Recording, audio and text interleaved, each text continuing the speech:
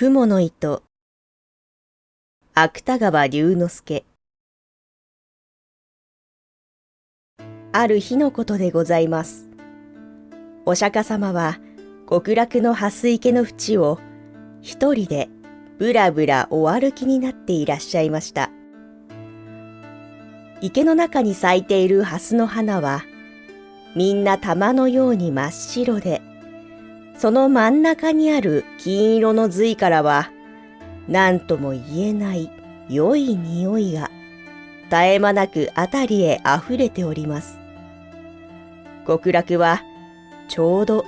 朝なのでございましょう。やがてお釈迦様はその池の淵にお佇みになって、水の表を覆っている蓮の葉の間からふと下の様子をご覧になりました。この極楽の蓮池の下はちょうど地獄の底に当たっておりますから、水晶のような水を透き通して三途の川や針の山の景色がちょうど覗き眼鏡を見るようにはっきりと見えるのでございます。するとその地獄の底に神田田という男が一人、他の罪人と一緒にうごめいている姿がお目に留まりました。この神田田という男は人を殺したり家に火をつけたりいろいろ悪事を働いた大泥棒でございますが、それでもたった一つ良いことをいたした覚えがございます。と申しますのは、ある時この男が深い林の中を通りますと、小さな雲が一匹炉端を張っていくのが見えました。そこで神田田は早速足を上げて踏み殺そうといたしましたが、いやいや、これも小さいながら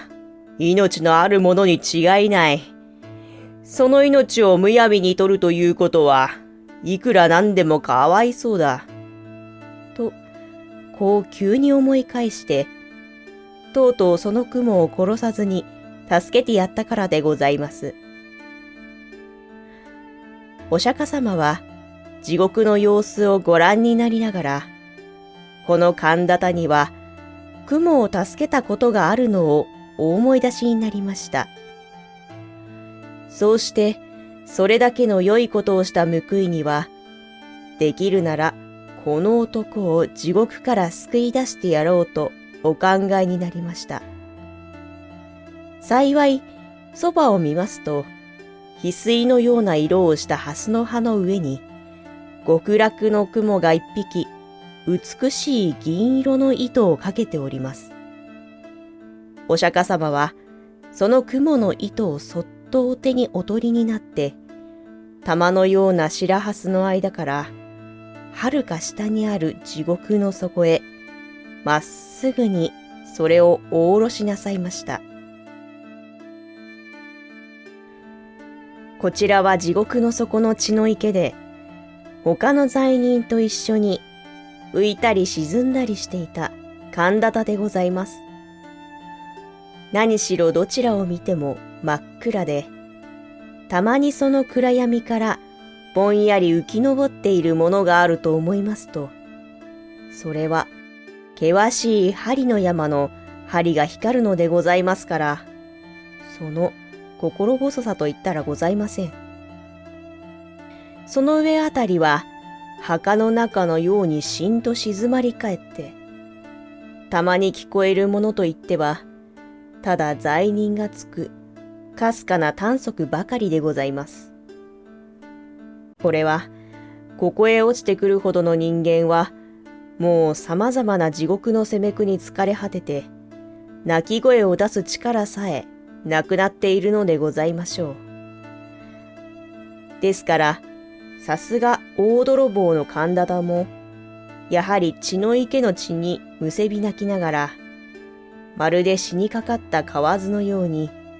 ただもがいてばかりおりました。ところがある時のことでございます。何気なく神田田が頭を上げて血の池の空を眺めますと、そのひっそりとした暗闇の中を遠い遠い天井から銀色の雲の糸がまるで人目にかかるのを恐れるように一筋細く光りながらスルスルと自分の上へ垂れてまいるのではございませんか。神田田はこれを見ると思わず手を打って喜びました。この糸にすがりついてどこまでも登っていけばきっと地獄から抜け出せるのに相違ございません。いや、うまくいくと極楽へ入ることさえもできましょう。そうすればもう針の山へ追い上げられることもなくなれば、血の池に沈められることもあるはずはございません。こう思いましたから、神田田は早速その雲の糸を両手でしっかりとつかみながら、一生懸命に上へ上へとたぐり登り始めました。もとより大泥棒のことでございますから、こういうことには昔から慣れきっているのでございます。しかし、地獄と極楽との間は何万里となくございますから、いくら焦ってみたところで、容易に上へは出られません。ややしばらく登るうちに、とうとう神田田もくたびれて、もうひとたぐりも上の方へは登れなくなってしまいました。そこで仕方がございませんから、まず一休み休むつもりで、糸の中途にぶら下がりながら、はるかに目の下を見下ろしました。すると、一生懸命に登った甲斐があって、さっきまで自分がいた血の池は、今ではもう暗闇の底にいつの間にか隠れております。それから、あのぼんやり光っている険しい針の山も足の下になってしまいました。この分で登っていけば、地獄から抜け出すのも存外わけがないのかもしれません。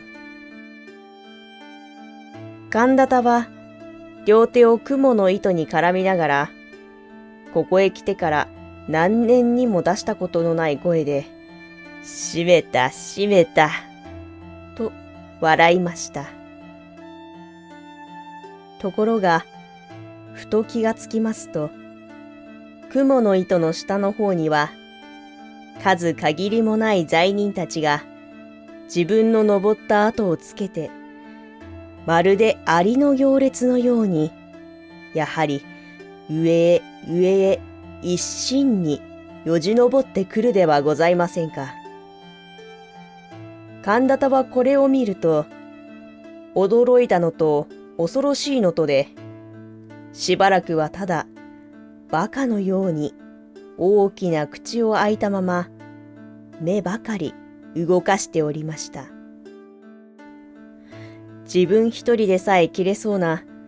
この細い雲の糸が、どうしてあれだけの人数の重みに耐えることができましょう。もし万一途中で切れたといたしましたら、せっかくここへまで登ってきたこの肝心な自分までも元の地獄へ逆さ落としに落ちてしまわなければなりません。そんなことがあったら大変でございます。が、そういう中にも罪人たちは何百となく何千となく真っ暗な血の池の底からうようよと這い登って細く光っている雲の糸を一列になりながらせっせと登ってまいります。今のうちにどうかしなければ雲は真ん中から二つに立たれて落ちてしまうのに違いありません。そこで神田田は大きな声を出してほら、罪人ども。この雲の糸は俺のものだぞ。お前たちは一体誰に聞いて登ってきた。降りろ、降りろ。と、わめきました。その途端でございます。今まで何ともなかった雲の糸が、急に寒鞼のぶら下がっているところから、ぷつりと音を立てて切れました。ですから、寒鞼もたまりません。あっという間もなく風を切って、駒のようにくるくる回りながら、みるみるうちに闇の底へ真っ逆さまに落ちてしまいました。後にはただ極楽の雲の糸がキラキラと細く光りながら、月も星もない空の中途に短く垂れているばかりでございます。お釈迦様は極楽の蓮池の淵に立って、この一部始終をじっと見ていらっしゃいましたが、やがて寒鞼が血の池の底へ石のように沈んでしまいますと、悲しそうなお顔をなさりながら、またぶらぶらお歩きになり始めました。自分ばかり地獄から抜け出そうとする寒鞼の無慈悲な心が、そうしてその心相当な罰を受けて元の地獄へ落ちてしまったのが、お釈迦様のお目から見ると浅ましくおぼしめされたのでございましょう。しかし極楽の蓮池の蓮は少しもそんなことには頓着いたしません。その玉のような白い花はお釈迦様のおみ足の周りにゆらゆらうてな動かして、その真ん中にある金色の髄からは何とも言えない良い匂いが絶え間なくあたりへあふれております。極楽ももう昼に近くなったのでございましょう。